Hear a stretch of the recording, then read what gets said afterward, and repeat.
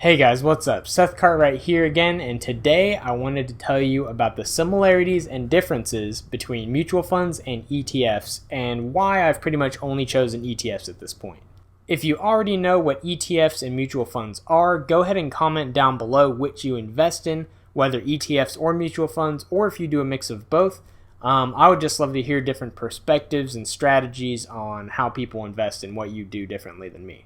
So first of all, just to get this out of the way, ETF stands for Exchange Traded Fund, which means that it's basically the same as a stock in the way that it can be traded openly on the market. Mutual funds are exclusive to the brokerage, so Vanguard's mutual funds can only be bought by people invested in Vanguard. People invested in other brokerages can only buy that brokerage's mutual fund. ETFs are traded openly between all of them, so anybody can buy Vanguard's ETFs, and I can buy anyone else's ETFs.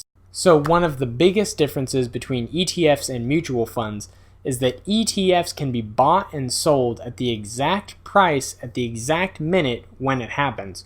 So if an ETF drops drastically, you can buy right when it happens. Mutual funds, on the other hand, if you buy a mutual fund, you get whatever price it is at the end of the day.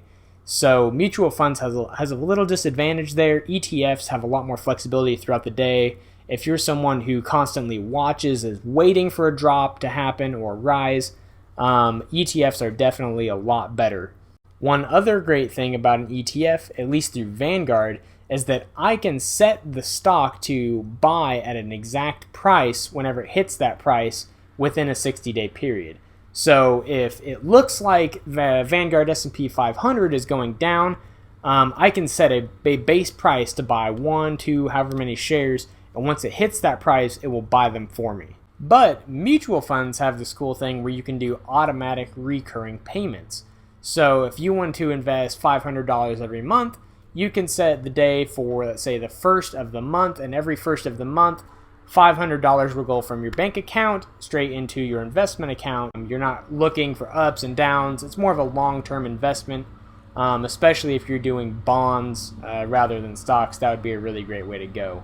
ETFs, I don't know why they don't have this. That's kind of just how it is at the moment. Mutual funds are usually actively managed while ETFs are passively managed. This means that there is somebody actively watching the mutual fund at all times, adding or taking away stocks from that index, while an ETF is usually put together to track a certain index like the S&P 500, and somebody just checks in on it once in a while to make sure it's still on par with that parent index. So for ETFs, this usually means they result in a lower fee. Now, a pretty interesting point is about how similar mutual funds and ETFs actually are. Here are some of the main similarities taken from Vanguard's website. Both can be indexes. Both use a variety of stocks and bonds, both domestically and internationally. Both are overseen by portfolio managers who make sure the index stays on track. And both are commission-free through Vanguard, which means that somebody is not getting a commission or sale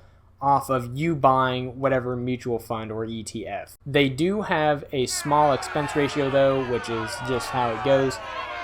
Usually they're like 0.03% or 0.05%, so they're extremely low expense ratios. So why do I choose ETFs exclusively? Well, it's just because when I was listening to the book Quit Like a Millionaire, she described them in a very good way, that they had very low fees, they can still achieve your investment goals, and back then she didn't invest in ETFs because they had transaction fees. You would have this little fee on top of it, $5, $10, $20, and that can add up pretty quickly.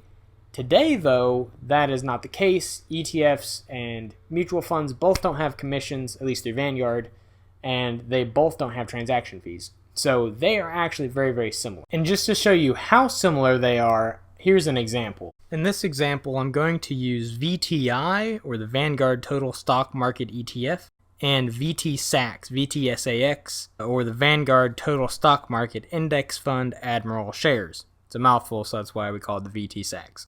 There are actually some little highlighted words you can click on to see the twin mutual fund when looking at ETFs on Vanguard. Although I'm not sure if all ETFs and mutual funds have a twin like this. Probably, I'd suspect not. But when looking at the similarities, you can see they are almost exactly the same. You can see that they are invested in the same amount of stocks.